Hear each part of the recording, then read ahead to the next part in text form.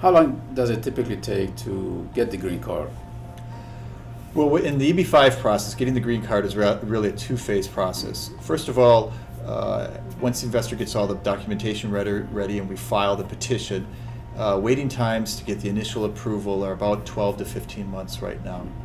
Once they get approval at that point, depending where they are, they can either apply for adjustment of status here in the U.S. if they're located in the U.S. at that time and just change their status here without leaving the country, or what's more often the case, their documents will then get sent to the U.S. Embassy in the country where they live.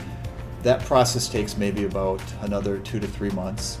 After that point in time, they have an interview in the embassy, they go through a medical exam, a number of other formalities, and have to collect some other paperwork. Then they go in for the interview, as I mentioned, and if everything goes fine, then they get a one-time visa, which is called an EB-5 visa.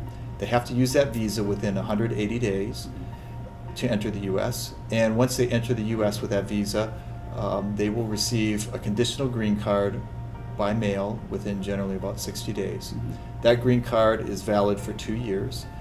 Before that 2-year period expires, we also need to then file another petition to remove the conditions and receive a permanent green card. At that phase, the second phase, in order to receive the permanent green card, which lasts for 10 years, we need to show to the government that the client has invested the money, it's remained at risk in the investment for the last 2 years, and that they've created 10 jobs during that time frame. As long as you can prove that, then the government will issue the permanent green card, and as I mentioned, that's valid for 10 years.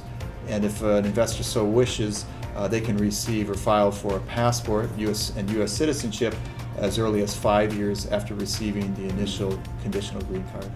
Is the burden of proof of job creation on the investor or on the regional center or the project?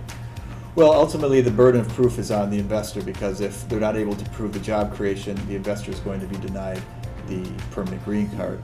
But as a result of that, though, the investor is dependent on the project and the regional center to get together the proper documentation, and that's usually the case, that the developer and the regional center work together in preparing that necessary documentation, showing that the funds were in fact invested, that they were at risk, what they were used for, and also showing that the jobs were created. They provide that paperwork to the attorney that's filing the 829 for the permanent green card, and that's used in adjudicating the petition.